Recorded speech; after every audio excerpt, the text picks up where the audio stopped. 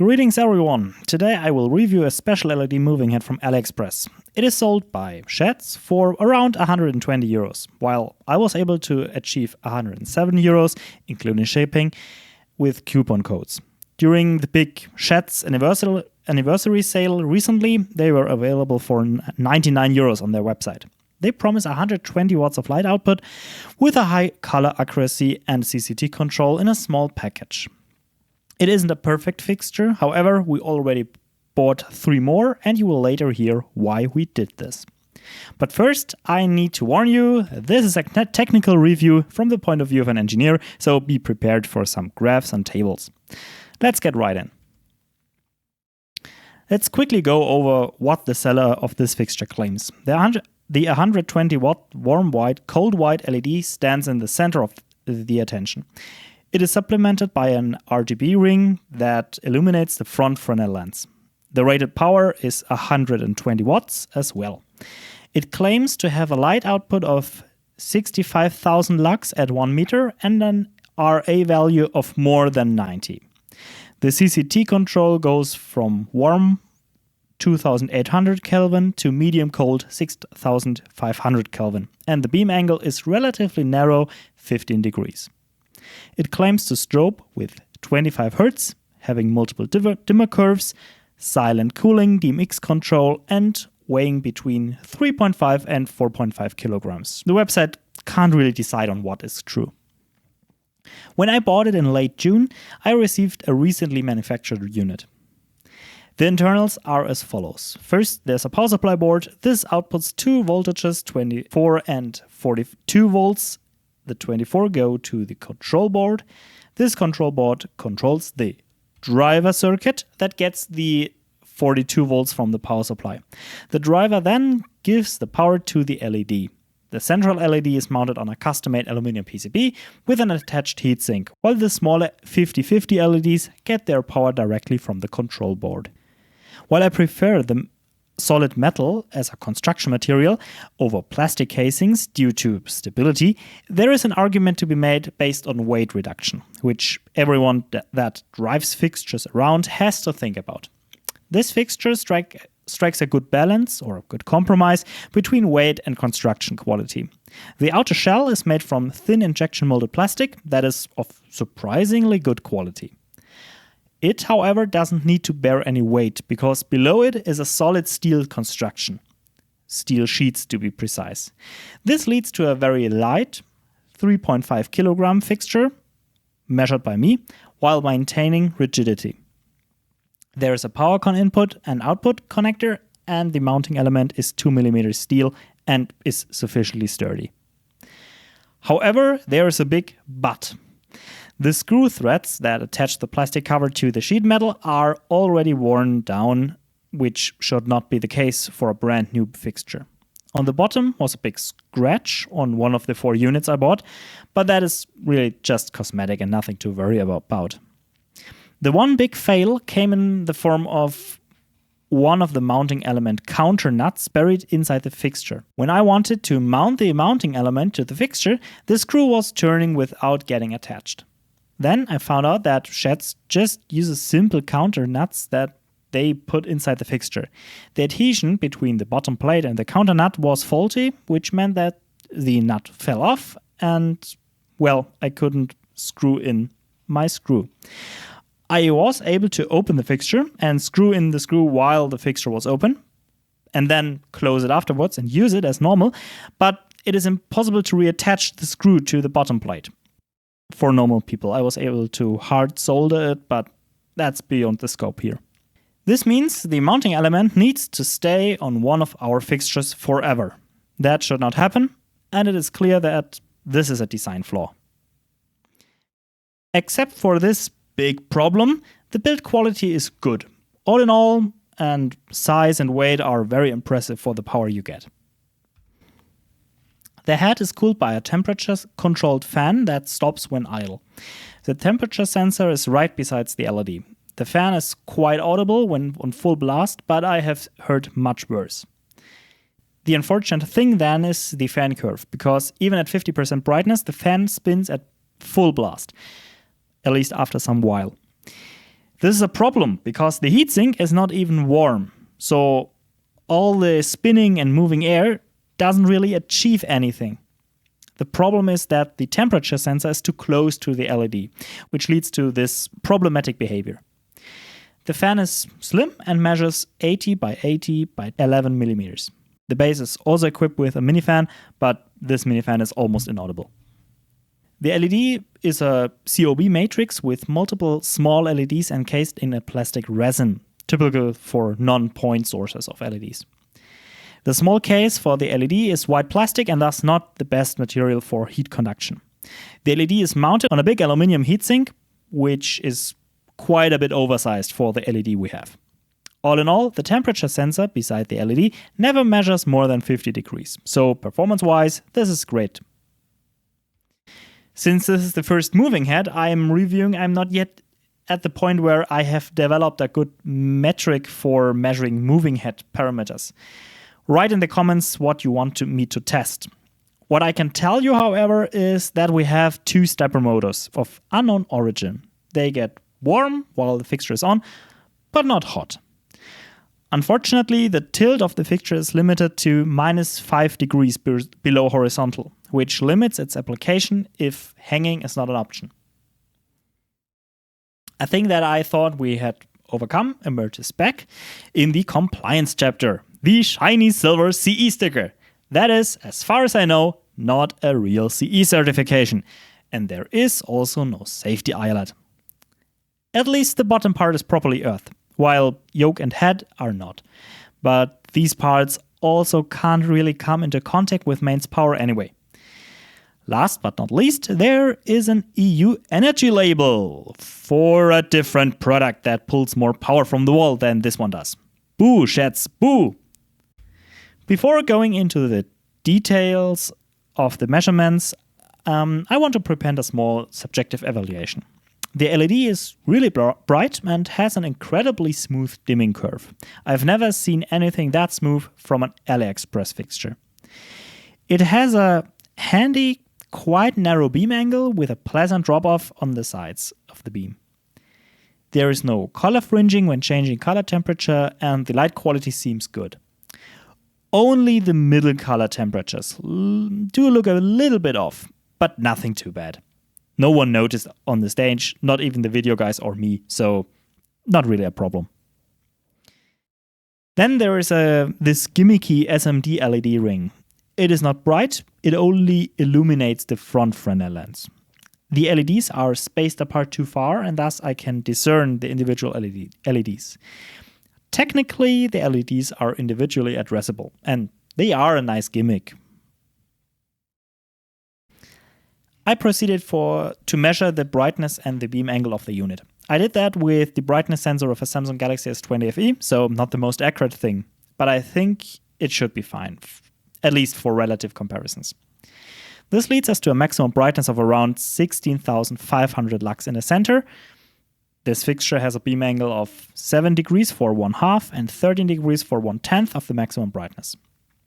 I know the Eurolight Theatre Cop 100 watt warm white cold white first version from personal experience, since we got them during COVID streams and used them as our cheap front light ever since. They have 19 degrees and 35 degrees respectively, while only reaching 1950 lux at 2 meters. Normally, we use them with a Fresnel lens that focuses them down to 11 and 19 degrees respectively with a max brightness of 6000 lux. So in comparison to them, this fixture is more focused and way brighter. Not to speak of the way more homogeneous beam without color fringing, which the Eurolight has. They advertise the power of the LED being 120 watts. I have no way of checking if that is true. The COP is made of multiple LEDs in parallel and series. The problem for me is that I don't know how exactly the LEDs are wired up. Thus, I can't really make my standard test for constant voltage-driven fixtures. Additionally, they drive the LEDs with a constant current, and this at almost 100% duty cycle. So I only know what the LED is driven at, but not really what it is capable of delivering. But always remember, the wattage of rating of any LED is not terribly fixed anyway. With that out of the way, let's get to the dimmer board measurements. I have explained my methodology in more detail in my review of the 7x18 watt RGB W amber UV Shehds power, but here is the TLDR. The dimming works via PWM, which is the standard way of dimming LEDs. The voltage looks like in the picture on the top. From that, we can get the PWM duty cycle and the maximum voltage during on. The switching frequency is also measured here. For this dimmer, it is 20,000 kHz, and definitely done in a way that there is no visible flickering, even for cameras. I measured the on current the LEDs get during the pulse. At some point I will have to make a screenshot of the current during on for a CC-driven LED, because it does not have this huge spike at the start. Anyway, I also measured the voltage applied to reach that current. These are the most important data points I got with this method. The peak voltage VP, the duty cycle, where it is on, and the current during the on phase. Lastly, the power per color and the total LED power. This is a constant current driven fixture, so the total LED power is 84.4 watts. This is lower than the advertised 120 watts. The intention is clear, they are not honest in their power rating. Just tell us 120 watt warm white cold white LED, if we assume that it is actually a 120 watt LED, and then driven at 85 watts. Problem solved, everyone is happy, don't know why they don't do that. This is the first time a fixture has multiple dimmer curve options. I have to say they are great. There is linear, S-curve, so a finer control at the top and the low end, square, so finer control at the bottom end, and inverse square with more control at the top. The S-curve is my preferred method here, and the dimming curves are perfectly smooth. And I'm really impressed by that. There is some sort of halogen simulation, which means that there is a slight delay and fade out when dimming to dark and the other way around. And it is clear that this is aimed at theater applications. And it is great for that. Then there is strobe, inverse strobe, and random strobe. I did not really feel like it was important to include those numbers here. They work as intended, and since this is more for theater applications anyway, you will not really use the strobe that often. There is only one DMX mode, 20 channel, and the fixture works with DMX. And the manual from the package provides the DMX description what which channel does. There is not only control of each color, but also a color temperature slider and a preset where you can choose the temperature you want from presets, together with some macro ability. The LED ring is not individually addressable via DMX, and there are only full colors possible. And then there are color change macros. Importantly, the sound to light function can be triggered by DMX as well, which is quite handy. Speaking of sound to light, it is there, and even if you are able to trigger it by DMX, which is handy, I don't really know why you would want to use it. This is a flexible front light, not really a disco light. This is for lighting people, and not for setting a mood. So don't really see the sound to light function as being important, but it is there. Thanks to the one person from Reddit who gave me the idea, I tested if this fixture has a secret menu, and it has one. You get there by pressing the menu button for 3 seconds. You unfortunately can't really do much in there. The only important setting is the tilt calibration, where you can force the fixture to go down a little bit more on one side for sacrificing the other. Not really worth it in my opinion, but could be handy. Then let's proceed to look at the power supply. According to the sticker on the inductor and the writing on the PCB, it should have 180 watts at 42 and 24 volts. For 42 volts, it claims to have 3.24 amps, so 144 watts, and for 24 volts, 36 watts. On the right is a potentiometer, which should change the output voltage, but I did not test that since the controller is doing CC anyway. I only tested the 42 volt rail since this is where the fixture draws the power. 24 volts is just for the controller board and the LED ring. The unit switches off when pulling 90 watt with my electronic load, and in some sense this is also a short circuit protection. There is not really a mains voltage isolation gap, however. According to my testing, the power supply is 110 to 240 volts AC compatible, since the power supply had no problem supplying the full on LED with a lower voltage at 50 Hz.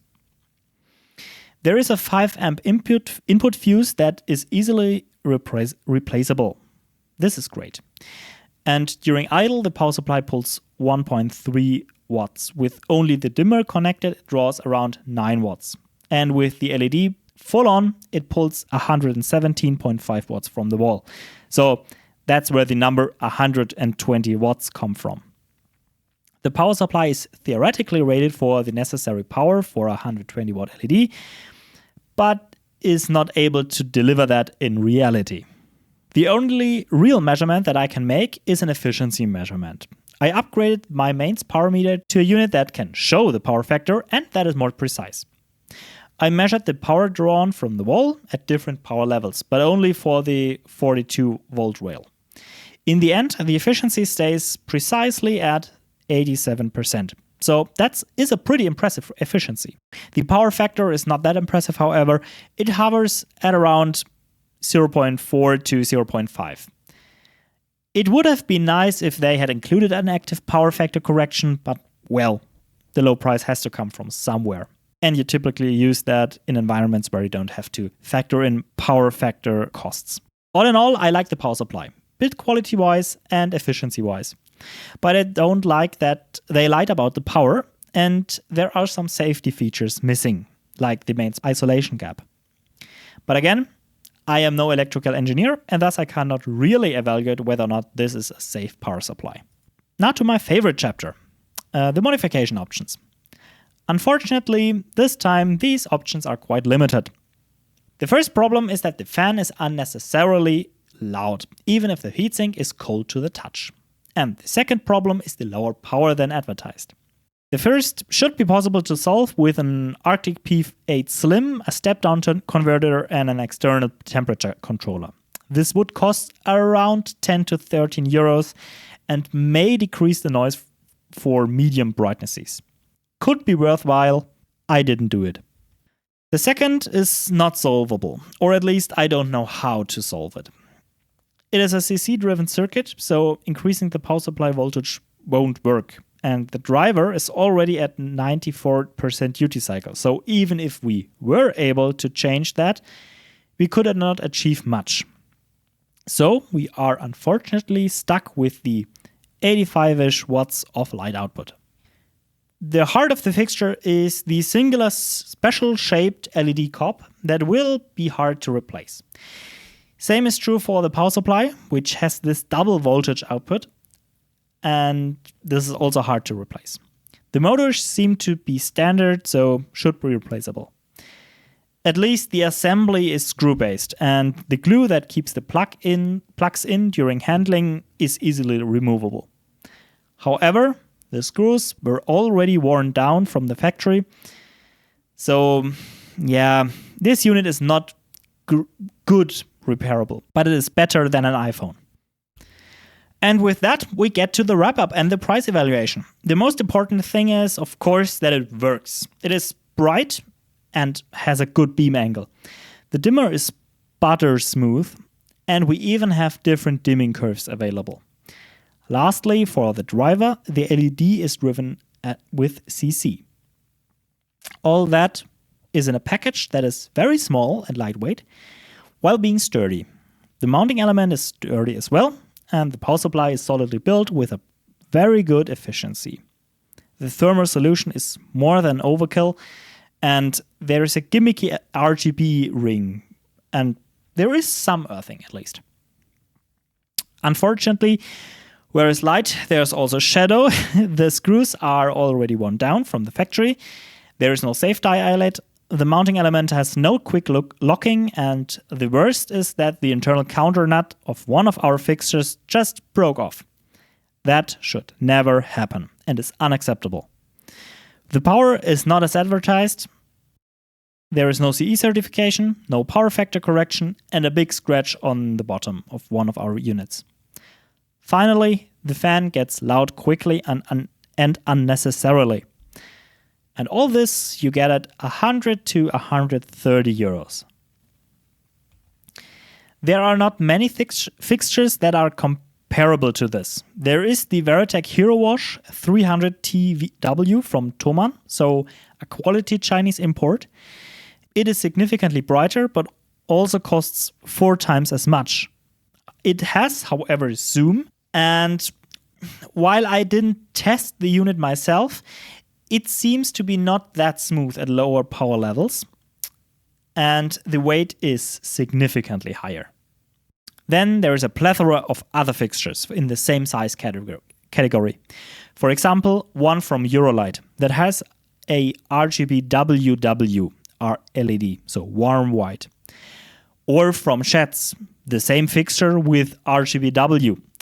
But these have a completely different application, so the comparison isn't really fair.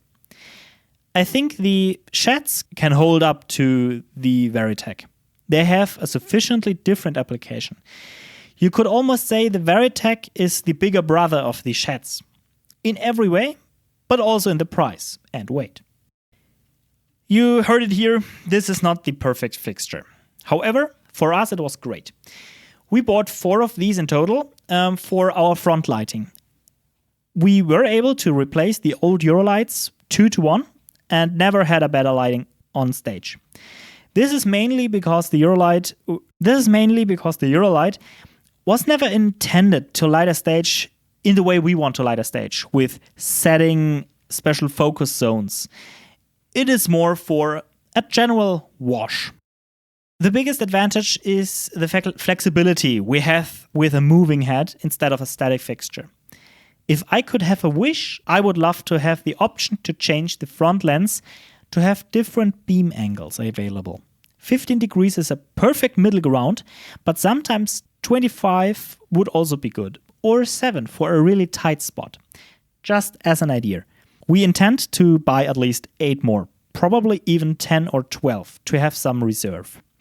The advantage is clearly the price. If you have the option to have 2 bigger Veritechs or 8 smaller Shehds units, we believed that 8 smaller Shed ones are better, at least if you have the time to program them all.